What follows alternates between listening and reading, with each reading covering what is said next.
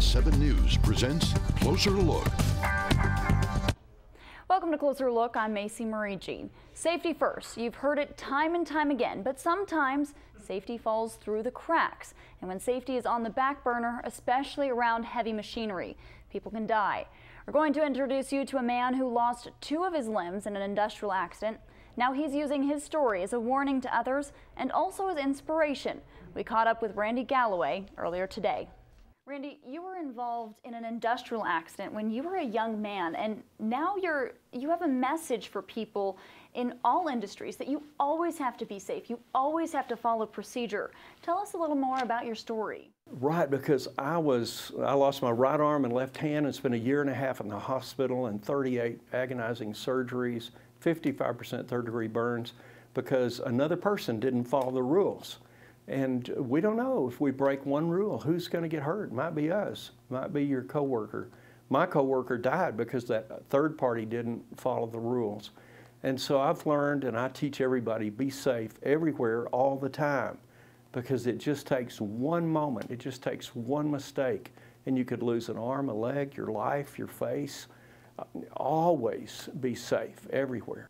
Now tell us a little more about your accident. What happened and why? My coworker was 42 years old, and I was an 18-year-old kind of apprentice electrician, and we were working up on about a 5-story tall tower above an industrial building. 13,000 volt power line coming in, and the foreman had told us it would be turned off and safe, and he forgot and had it turned back on and killed my partner George, incinerated instantly.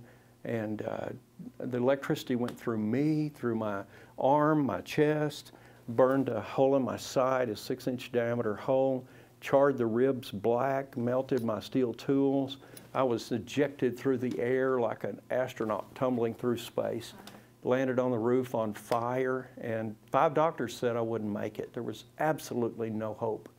But a brave surgeon, plastic surgeon from Mexico, actually, Dr. Valentin Gracia, got hope and decided maybe they could save my life. And my pastor said, God hasn't spoken yet. We're going to get the church to pray. Took 17 transfusions a day to keep me alive those first 3 days. And then they took me to surgery. It was hopeless. But Dr. Gracia had a fist fight with another doctor, and they all gave in. The other 4 gave in and said, okay, we'll try. And they saved my life. So one man with courage, one man with faith, and a lot of people's prayers, and this 18-year-old kid didn't die. That's incredible. And now you're using your personal experience to teach others. How exactly are you doing that? Well, I've developed a scheme of teaching using the power of example, the power of modeling. I did a doctorate in leadership development after many years out in the workforce. So how do you train people? How do you connect with their heart? And so I've worked out a training plan I use with oil companies, construction, electric companies. And then I also speak in schools, because a lot of people have a disappointment and they think my life is over. And it's not. You know, a 15-year-old could easily live to be 100 and have 85 years of adventure. And seeing a man who many people thought was going to die. Right, I was given up for dead 48 years ago, and I'm still enjoying life. And I'm having fun, and I ski in the mountains, and I love driving and traveling, and my wife and I enjoy life to the max. You were telling me you teach kids to find hope. Yeah, I believe that hope is the secret of life. You can overcome anything if you have hope, but there's got to be a source of hope. And so I teach people, you know, you can find hope from your natural abilities. You can find hope from your faith in God. You can find hope from encouragement of others. And I teach people to have genuine hope and a genuine future, you need to look at your talents and abilities.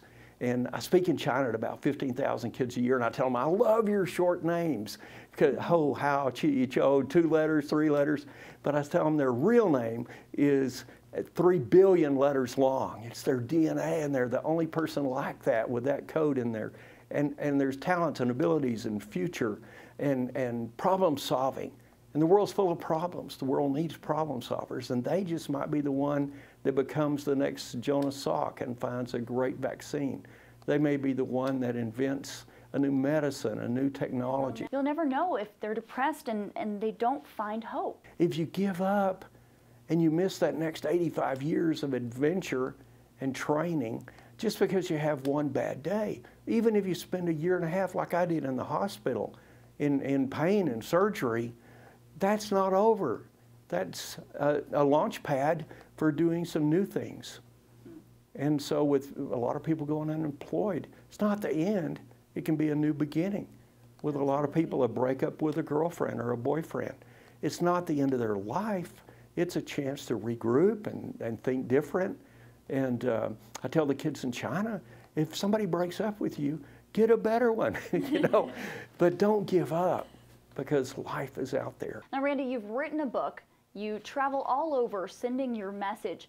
How can people get a hold of you? Okay, on Amazon.com, there's Kindle version and paperback. It's called Death Knocking, Life Calling, because death was knocking. 5 doctors said I'd die, and they were good doctors, and that was the truth. But life was calling, God was calling, people were praying. And so it's on Amazon.com. It's the Kindle version's really inexpensive. And sometimes I come down to Midland and do book signings and things like that.